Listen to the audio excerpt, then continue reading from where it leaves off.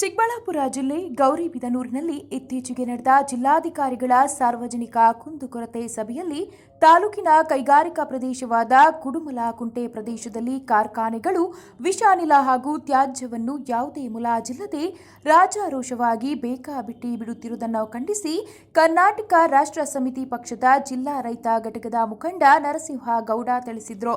ಹಾಗೂ ಈ ಕಾರ್ಖಾನೆಗಳಿಂದ ಅಲ್ಲಿನ ಪ್ರದೇಶದ ಜನರ ಆರೋಗ್ಯದ ಮೇಲೆ ಪ್ರಭಾವ ಬೀರುತ್ತಿದೆ. ಈ ವಿಷಯದಲ್ಲಿ ಅಧಿಕಾರಿ ಶಾಮೀಲಾಗಿದ್ದಾರೆ. ಇದಕ್ಕೆ ಕಡಿವಾಣ ಹಾಕಬೇಕೆಂದು ಜಿಲ್ಲಾಧಿಕಾರಿಗಳ ಹತ್ತಿರ ಮನವಿ ಮಾಡಿದರು. ದೇಶದಿಂದ ಕುಡುಮಲಕುಂಟೆಗೆ ಹೋಗಿ ಕುಡುಮಲಕುಂಟೆಯಿಂದ ಸುಮಾರು ಒಂದು 10 ಜನ ಸಾರ್ವಜನಿಕರನ್ನ ಕರ್ಕೊಂಡು ಅವರು ಕೂಡ ನಮ್ಮ ಜೊತೆಯಲ್ಲಿ ಏನು ಕಾರ್ಖಾನೆಗಳಿದೆ 3 ಕಾರ್ಖಾನೆಗಳಿದೆ ಅದನ್ನು ತೋರಿಸಿದ್ರು. ಅಲ್ಲಿ ಬಂದು ನೋಡಿದಾಗ ನಿಜವಾಗಲೂ ಕೂಡ ಒಂದು ನಿಮಿಷನೂ ಕೂಡ ನನ್ನ ಕೈಲಿ ಅಗಲಲ್ಲಿ ನನ್ನ ಕೈಲಿ 1 ನಿಮಿಷನೂ ಕೂಡ ಅಲ್ಲಿ ನಿಲ್ಲಕ್ಕಾಗಲಿಲ್ಲ. ನನಗೆ ನಿಜವಾಗ್ಲೂ ವಾಮೆಂಟ್ ಬಂತು. ಹೆಂಗ್ ಬಂತು ಅಂದ್ರೆ ಈ ಕರುಳು ಕಿವುಚೋ ವಾಂತಿ ಅಂತಾರಲ್ಲ ಅದೇನೋ ಆ ಥರ ನನಗೆ ಅಲ್ಲಿ ಬಂತು. ಈ ಥರ ಮೂಗು ಮುಚ್ಕೊಂಡು ನಾನು ಓಡೋಗ್ಬಿಟ್ಟೆ. ನಿಜವಾಗ್ಲೂ ಹೇಳ್ತೀನಿ, ನಮ್ಮ ವಕೀಲರು ಹೇಳಿದ್ರು, ನಾವು ಅಧಿಕಾರಿಗೆ ಹೇಳ್ತೀವಿ ನಾವು ಸಾಮಾನ್ಯವಾಗಿ ದಪ್ಪ ಚರ್ಮ ಕಿವಿ ಮಂದ ಇದೆ ಅಧಿಕಾರಿಗಳಿಗೆ ಅಂತ. ನಾನು ಇವಾಗ ಹೇಳ್ತೀನಿ, ಅಧಿಕಾರಿಗಳಿಗೆ ಮೂಗು ಕೂಡ ಮಂದ ಇದೆ. ವಾಸನೆ ಊರೆಲ್ಲರಿಗೂ ವಾಸನೆ ಬರ್ತದೆ, ಅಧಿಕಾರಿಗೆ ವಾಸನೆ ಬರಲಿಲ್ಲ ಅಂತ ಅಂದ್ರೆ ಏನಿದ್ರ ಅರ್ಥ? ಸಿಂಪಲ್ ಇದು. ವಾಸನೆ ಆ ಕೆಮಿಕಲ್ ವಾಸನೆ ಎಲ್ರಿಗೂ ಬರ್ತದೆ, ಅಧಿಕಾರಿಗೆ ಬರಲ್ಲ ಅಂತಂದ್ರೆ ಏನರ್ಥ? ಇನ್ನು ನಾವು ಚಿಂತನೆ ಮಾಡಬೇಕು. ಅಧಿಕಾರಿಗೂ ಮತ್ತೆ ಈ ಕಾರ್ಖಾನೆಯವರೆಗೂ ಇರುವಂತ ಸಂಬಂಧ ಏನು, ಅದ್ರ ಬಗ್ಗೆ ನಾವು ಚಿಂತನೆ ಮಾಡಬೇಕು. ಇನ್ನೊಂದು ಬಂಧುಗಳೇ, ಕುಡುಮಲಕುಂಟೆ ಗ್ರಾಮಸ್ಥರು ನನಗೆ ಹೇಳಿದ್ರು, ಇನ್ನೊಂದು 10-15 ವರ್ಷ ಕಳೆದ್ರೆ ನಮ್ಮೂರು ಇರ್ತದೋ ಇರಲ್ವೋ ಗೊತ್ತೇ ಇಲ್ಲ ನಮಗೆ. ಕೂತಾ ಇರ್ತಾರೆ, ಟಿವಿ ನೋಡ್ಕೊಂಡು ಕೂತಿರ್ತಾರೆ, ಆರೋಗ್ಯವಾಗಿರ್ತಾರೆ, ಅವ್ರು ಹಾಗೆ ಸತ್ತೋಗ್ಬಿಡ್ತಾರೆ. ಸುಮಾರು ಜನಕ್ಕೆ ಅಭಾಷಣ ಆಗಿದೆ, ಆರೋಗ್ಯವಾಗಿರೋರೇ ಇದಾಗಿದ್ದಾರೆ, ಈ ಥರ ಎಲ್ಲ ಆಗ್ತಾ ಇದೆ ಅಂತ ಹೇಳಿದ್ರು. ನಾನು ಅವ್ರಿಗೊಂದು ಸಜೆಷನ್ ಹೇಳಿದೆ, ನಾನು ಸಭೆ ಸೇರಿಸ್ರಪ್ಪ, ಸಾಧ್ಯವಾದಷ್ಟು ಯಾರು ತೀರೋಗಿರ್ತಾರೆ ಅವ್ರನ್ನ ಪೋಸ್ಟ್ ಮಾರ್ಟಮ್ ಮಾಡ್ಲಿಕ್ಕೆ ವ್ಯವಸ್ಥೆ ಮಾಡ್ರಿ, ಅವ್ರ ಮನೆಯವ್ರನ್ನ ಒಪ್ಪಿಸಿ. ಇದು ಯಾವುದರಿಂದ ಸಾವಾಗ್ತಾ ಇದೆ ಅಂತ ಹೇಳಿ ಅದನ್ನ ನಾವು ಲೀಗಲ್ ಆಗಿ ದಾಖಲೆಗಳನ್ನು ತಗೊಂಡು ಹೈಕೋರ್ಟ್ಗೆ ನಾವೊಂದು ಅರ್ಜಿಯನ್ನು ಸಲ್ಲಿಸೋಣ. ಅಧಿಕಾರಿಗಳು ಯಾವುದೇ ಕಾರಣಕ್ಕೂ ನಿಮಗೆ ಸಮಸ್ಯೆನ ಬಗೆಹರಿಸ್ಕೊಡಲ್ಲ. ನಾನು ಹೇಳಿದ್ದು ಯಾವುದೋ ಒಂದು ಈ ಎನ್ವೈರನ್ಮೆಂಟ್ದು ಏನು ಪರಿಸರ ಮಾಲಿನ್ಯದ ಒಂದು ಮಿಷಿನ್ ಅನ್ನ ಅಧಿಕಾರಿಗಳು ನಿಮ್ಮ ಗ್ರಾಮದಲ್ಲಿ ಇಡ್ತೀವಿ ಅಂತ ಹೇಳ್ತಾರಂತೆ.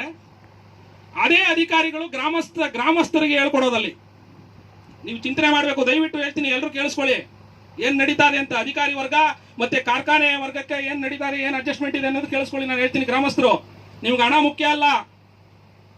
ಗೌಡಸಂದ್ರ, ಚಿಕ್ಕ ಕುರುಗೋಡು ಮತ್ತೆ ಇನ್ನೊಂದು ಯಾವುದು ಇದೆಯಲ್ಲ ದೊಡ್ಡ ಕುರುಗೋಡು, ಇನ್ನೊಂದು 10-15 ವರ್ಷ ಹೋದ್ರೆ ನಿಮ್ಮ ಊರೇ ಉಳಿಯೋದಿಲ್ಲ. ಇದು ನಿಮ್ಮ ಜೀವನದ ಪ್ರಶ್ನೆ. ಈ ಕೊಟ್ಟಿರುವಂತ ಹಣ ಉಳಿಯೋದಿಲ್ಲ. ಹಾಗಾಗಿ ಯಾರು ಕೂಡ ಗ್ರಾಮಕ್ಕೆ ದ್ರೋಹ ಮಾಡಬೇಡಿ, ಯಾರು ಕೂಡ ಎಂಜಲ ಕಾಸಿಗೆ ಕೈ ಚಾಚಬೇಡಿ. ಕಾರ್ಖಾನೆಯವರು ಕೊಡುವಂತ ಎಂಜಲ ಕಾಸಿಗೆ ನಿಮ್ಮ ಮಕ್ಕಳು, ನಿಮ್ಮ ಮೊಮ್ಮಕ್ಕಳ ಭವಿಷ್ಯಕ್ಕಾಗಿ ಯೋಚನೆ ಮಾಡಿ. ದಯವಿಟ್ಟು ಹೇಳ್ತೀನಿ, ನಾನು ಕೈ ಮುಗಿದು ಪ್ರಾರ್ಥನೆ ಮಾಡ್ತೀನಿ. ಹಾಗಾಗಿ ಆ ಮಿಷಿನ್ ಅನ್ನು ತಂದು ಇಡ್ತಾ ಇದ್ರೆ ಅಂತ ಅಂದ್ರೆ, ತಂದು ಇಡಬೇಕು ಅನ್ನೋಷ್ಟೊಳಗೆ ನಾನು ಮತ್ತೊಂದು ಹೇಳ್ತೀನಿ, ಜಿಲ್ಲಾಧಿಕಾರಿಗಳಿಗೆ ಮನವಿ ಮಾಡ್ತೀನಿ. ಆರಕ್ಷಕ ಸಿಬ್ಬಂದಿ ಆರಕ್ಷಕರಿಗೆ ಫೋನ್ ಮಾಡಿ ಹೇಳೋದು, ಇಂಥವರು ಊರಲ್ಲಿ ತರಲೆ ಮಾಡ್ತಾ ಇದ್ದಾರೆ ಅಂತ ಹೇಳಿ. ಸುಮ್ಮನೆ ಅನಾವಶ್ಯಕವಾಗಿ ಫೋನ್ ಮಾಡಿ ಅವ್ರಿಗೆ, ಎಲ್ಲಿದ್ಯೋ ನೀನು, ಸ್ಟೇಷನ್ ಹತ್ರ ಬಾರೋ ಅನ್ನೋದು.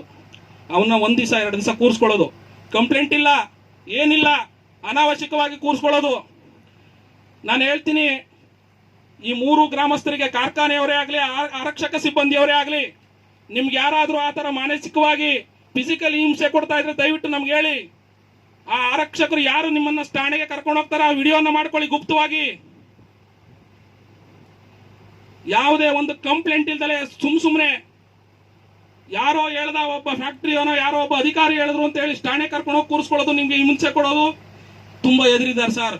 ನಾನು ಜಿಲ್ಲಾಧಿಕಾರಿಗಳು ಹೇಳ್ತೀನಿ, ಗ್ರಾಮಸ್ಥರು ನಮ್ಮ ಹತ್ರ ಹೇಳ್ಕೊಂಡಿದ್ದು, ನಾವು ಮಾತಾಡಿದ್ರೆ ನಮ್ಮನ್ನ ಸರ್ಕಲ್ ಆಫೀಸ್ ಕರ್ಕೊಂಡು ಹೋಗಿ ಕೂರಿಸ್ಕೋತಾರೆ, ನಿನಗೆ ಅದು ಮಾಡ್ತೀನಿ ಇದು ಮಾಡ್ತೀನಿ ಅಂತ ಹೇಳ್ತಾರೆ ಸರ್.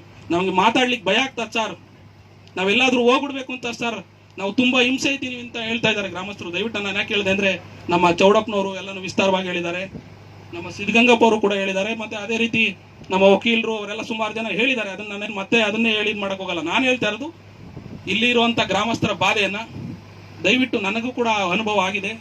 ದಯವಿಟ್ಟು ಈ ಎನ್ರೋಲ್ಮೆಂಟ್ ಅಧಿಕಾರಿಗಳಿಗೆ ಹೇಳಿ ನೀವು ಏನು ಯಾವ ಗುಣಮಟ್ಟದಲ್ಲಿ ಗಾಳಿ ಆ ಗ್ರಾಮಗಳಿಗೆ ಹೋಗಬೇಕು ಅದನ್ನು ದಯವಿಟ್ಟು ಮಾಡಿ ಅಂತ ಹೇಳಿ. ಮತ್ತೆ ಇನ್ನೊಂದು ಹೇಳಿದ್ರು, ಆ ಫ್ಯಾಕ್ಟ್ರಿ ಒಳಗಡೆನೆ ಬೋರ್ಗಳನ್ನು ಹಾಕಿ ಆ ಕಾರ್ಖಾನೆಯ ಕೆಮಿಕಲನ್ನು ಅಲ್ಲೇ ಬಿಡ್ತಾ ಇದ್ದಾರಂತೆ ಸರ್ ಒಳಗಡೆ. ದಯವಿಟ್ಟು ಅದೊಂದು ಗಮನ ಹರಿಸಬೇಕು. ಏನು ಈಗ ಸುಮಾರು ಅವರ ಫ್ಯಾಕ್ಟ್ರಿಗಳ ಕಾಂಪೌಂಡ್ಗಳಿದೆ, ಅದರೊಳಗಡೆನೆ ಡ್ರಿಲ್ ಹಾಕಿದಾರಂತೆ. ಅದನ್ನು ಬೋರ್ವೆಲ್ಗಳನ್ನು ಮಾಡಿ ಆ ಕೆಮಿಕಲ್ಗಳನ್ನು ಹೊರಗಡೆ ಬಿಡ್ದೋಲೆ ಒಳಗಡೆ ಅಲ್ಲೇ ಬಿಡ್ತಾ ಇದ್ದಾರಂತೆ ಸರ್. ಇದು ದಯವಿಟ್ಟು ಇದು ಏನಂದ್ರೆ ವಿಷ ಹಾಕೋದು. ಇದು ನಮಗೆ ಅನ್ನದಲ್ಲಿ ವಿಷ ಹಾಕೊಂಡು ನಾವು ಯಾಕೆ ತಿಂತೀವಿ, ಅದೇ ರೀತಿ ಭೂತಾಯಿಗೆ ವಿಷ ಹಾಕ್ತಾ ಇರೋದು ಇದು. ಹಾಗಾಗಿ ದಯವಿಟ್ಟು ಗ್ರಾಮಗಳು ಉಳಿಯಲಿ, ಗ್ರಾಮದ ಜನತೆ ಉಳಿಯಲಿ.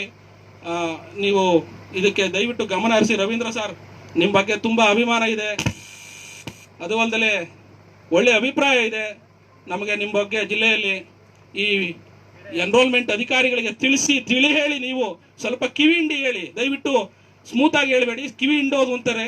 ಕಿವಿ ಹಿಂಡಿ ಸ್ವಲ್ಪ ಅವ್ರಿಗೆ ಹೇಳಿ ಒಂದು ಉತ್ತಮವಾಗಿ ಕೆಲಸ ಮಾಡಿ ಅಂತ ಹೇಳಿ. ನನ್ನ ಮಾತಲ್ಲಿ ಯಾರಿಗಾದ್ರೂ